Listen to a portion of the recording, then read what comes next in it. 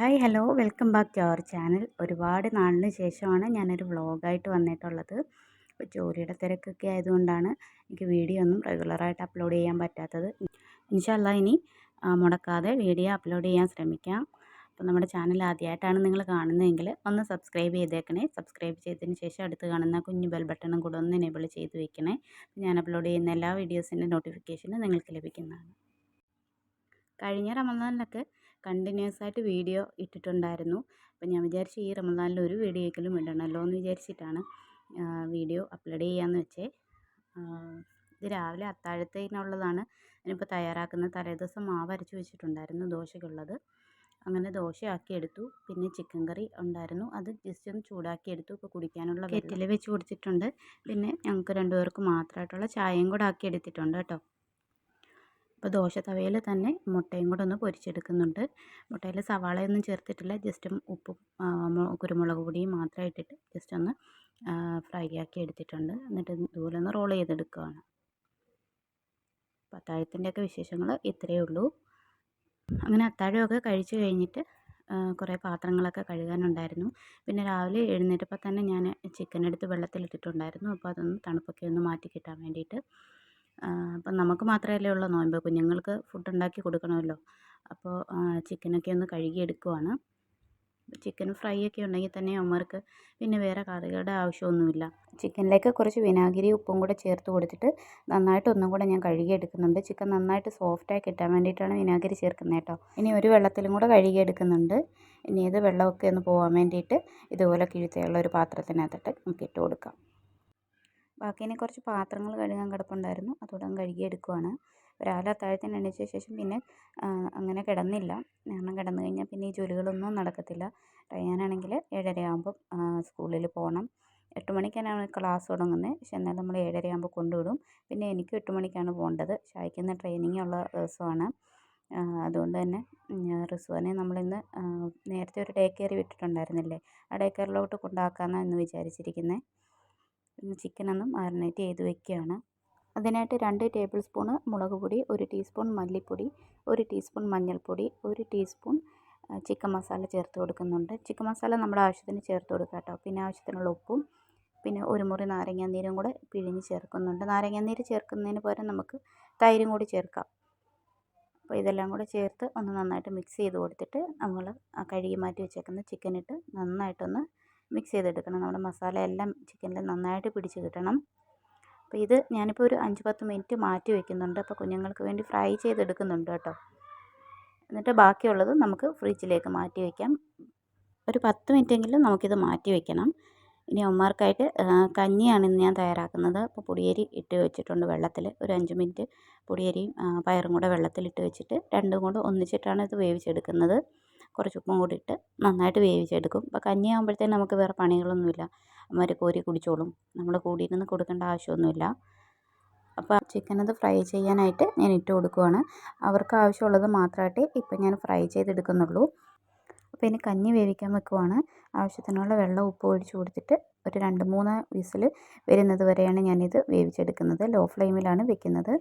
ഷായും കുഞ്ഞുങ്ങളും ഒന്നും ഉണർന്നിട്ടില്ല, എല്ലാവരും നല്ല ഉറക്കത്തിലാണ്. അപ്പോൾ അതുകൊണ്ട് തന്നെ എൻ്റെ ജോലികളൊക്കെ പെട്ടെന്ന് തീർത്ത് വെച്ചു. അവർ എഴുന്നേറ്റ് കഴിഞ്ഞാൽ പിന്നെ ജോലികളൊന്നും വേഗം നടക്കത്തില്ല. അപ്പോൾ എൻ്റെ യൂണിഫോം റയാൻ്റെ ഡ്രസ്സുമൊക്കെ ഒന്ന് തേക്കാനുണ്ടായിരുന്നു. അതൊക്കെ ഒന്ന് തേച്ചെടുത്തു. അപ്പോഴത്തേന് ചിക്കനൊക്കെ റെഡി ആയിട്ടുണ്ട്. കഞ്ഞി ഞാൻ ഓഫ് ചെയ്ത് വെച്ചിട്ടുണ്ടായിരുന്നു. അപ്പോൾ നമ്മൾ റെഡിയായി ഇറങ്ങിയേക്കുവാണ്. അപ്പോൾ അതിനിടയ്ക്കുള്ള വീഡിയോസൊന്നും എനിക്ക് എടുക്കാൻ പറ്റിയില്ല, തിരക്ക് പിടിച്ച് കുഞ്ഞുങ്ങളെയൊക്കെ ഒരുക്കി ഇറക്കണ്ടേ. അപ്പം ആദ്യം നമ്മൾ റയാനെ സ്കൂളിൽ വിടാനാണ് പോകുന്നത്. റിസു അത്തിച്ചേരൂടെ ഓഫീസിൽ പോകാമെന്നുള്ള സന്തോഷത്തിലായിരിക്കുന്നത്. റയാനെ സ്കൂളിലാക്കിയിട്ട് തിരിച്ച് റിസു അത്തിച്ചയും കൂടെ വീട്ടിൽ വരുമെന്ന് വിചാരിച്ചിട്ടാണ് റിസു ഇരിക്കുന്നത് കേട്ടോ.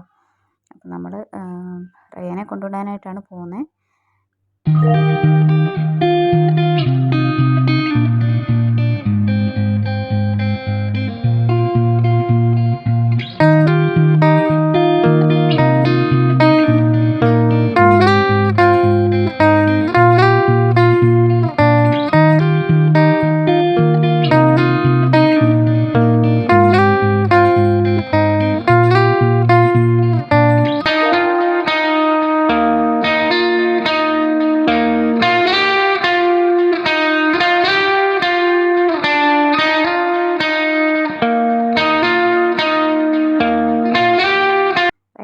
സ്കൂളിലാക്കി. ഇനി റിസ്വാനെ നമ്മൾ ഡേ കെയറിലോട്ടാക്കാൻ പോവുകയാണ്.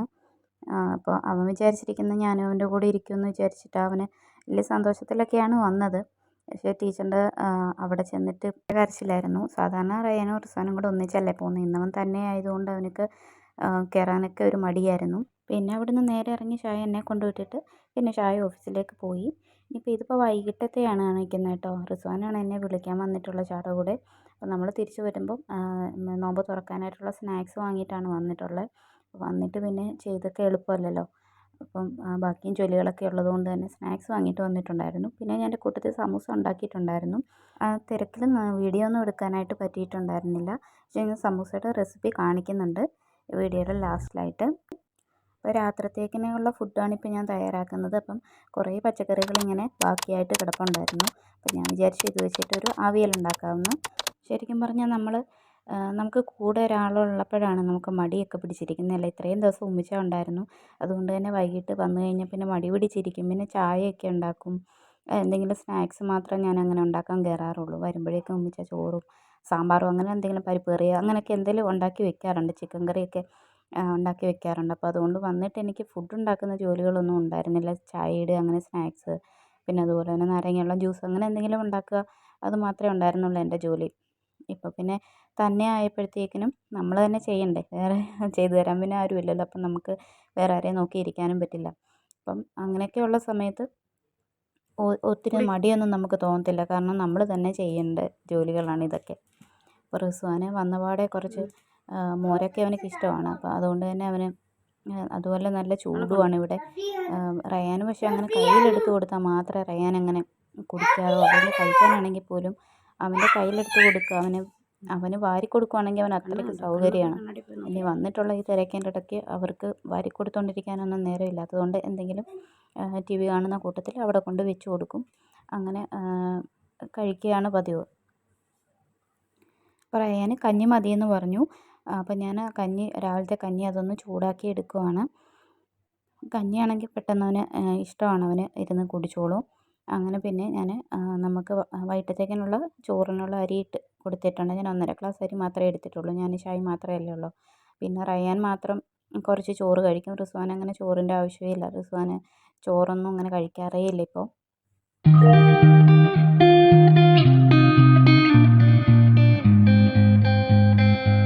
അപ്പോൾ ഞാൻ അവിയലിനുള്ളതെല്ലാം കട്ട് ചെയ്തെടുത്തിട്ടുണ്ട്. അപ്പോൾ അവിയലിനുള്ള അരപ്പ് തയ്യാറാക്കാൻ വേണ്ടിയിട്ട് ഒരു അരക്കപ്പ് അളവിൽ തേങ്ങ എടുത്തിട്ടുണ്ട്. ഇനി ഇതിലേക്ക് ആവശ്യത്തിനുള്ള പച്ചമുളകും പിന്നെ കുറച്ച് ചെറിയ ജീരകവും മഞ്ഞൾപ്പൊടിയും കൂടി ഇട്ട് കൊടുത്തിട്ട് ഒന്ന് ക്രഷ് ചെയ്തെടുക്കുന്നുണ്ട്.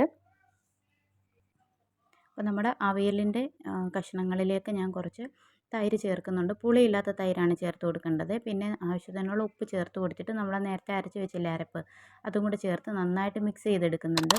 നമ്മൾ ഈ അവിയൽ കുക്കറിലാണ് ഉണ്ടാക്കുന്നത് കേട്ടോ. വെള്ളമൊന്നും ഒഴിച്ച് കൊടുത്തിട്ടില്ല. എന്നിട്ട് കുക്കർ അടച്ച് വെച്ചിട്ട് ഒരു മീഡിയം ഫ്ലെയിമിൽ ഒരു വിസിൽ വരുന്നത് വരെ വേവിച്ചെടുക്കുകയാണ്. ഇതിൻ്റെ കൂടെ ഞാൻ കുറച്ച് പച്ചടിയും കൂടെ തയ്യാറാക്കുന്നുണ്ട്. അപ്പോൾ ഞാൻ അതിന് വേണ്ടിയിട്ട് വെള്ളരിക്ക കട്ട് ചെയ്തെടുത്തിട്ടുണ്ട്. അതിലേക്ക് ആവശ്യത്തിനുള്ള ഉപ്പും കുറച്ച് വെള്ളം കൂടെ ഒഴിച്ചിട്ട് ഇതൊന്ന് വേവിക്കാനായിട്ട് വെച്ചേക്കുവാണ്. അപ്പോൾ ഇതിൻ്റെ കൂടെ തന്നെ നമ്മൾ രാവിലെ മാറിനേറ്റ് ചെയ്ത് വെച്ചേക്കുന്ന ചിക്കനില്ലേ, അതും കൂടെ ഫ്രൈ ചെയ്ത് എടുക്കുകയാണ്. അപ്പോൾ ഞാൻ ഇപ്പോൾ ഇവിടെ എല്ലാത്തിനും ആണെങ്കിൽ വെളിച്ചെണ്ണ മാത്രമാണ് എല്ലാത്തിനും യൂസ് ചെയ്യുന്നത്.